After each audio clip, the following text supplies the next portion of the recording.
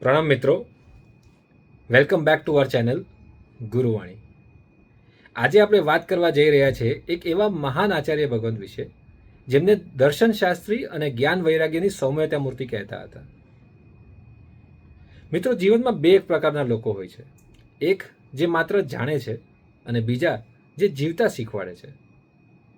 પરમ પૂજ્ય આચાર્ય ભગવંત શ્રી વિજય લાવણ્ય સુરીશ્વરજી મહારાજ સાહેબ બીજા પ્રકારના વ્યક્તિત્વ ધરાવતા હતા.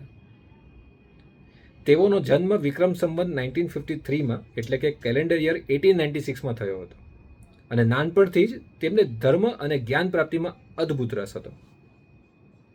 જ્યાં તેઓની ઉંમરના છોકરાઓ રમતા હતા ત્યાં તેઓની રુચિ વાંચવામાં હતી. જ્યાં યુવાનો મજા સર્ચ કરતા હતા ત્યાં તેઓ અર્થ સર્ચ કરતા હતા. અને એટલું જ નહીં, અર્થને બી ઊંડાણથી અને સહજતાથી સમજતા હતા. અને એટલે જ તેઓને વ્યાકરણના વિશારદ કહેવામાં આવતા હતા.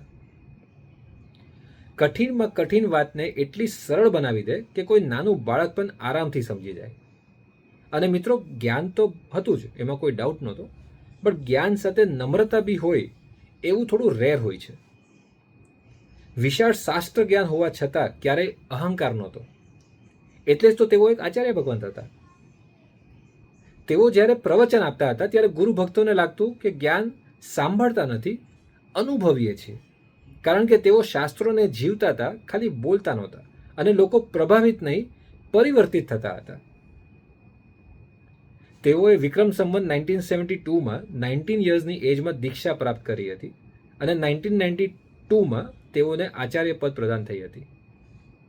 શ્રી નેમિસુરી દાદાના સમુદાયના 8મા નવરત્ન પરમ પૂજ્ય આચાર્ય ભગવંત શ્રી વિજય લાવણ્ય સુરેશ્વરજી મહારાજ સાહેબને કોટી કોટી વંદન. અને આજ માટે એટલું જ. કાલે ફરી મળીશું. Stay tuned. જય જિનેન્દ્ર.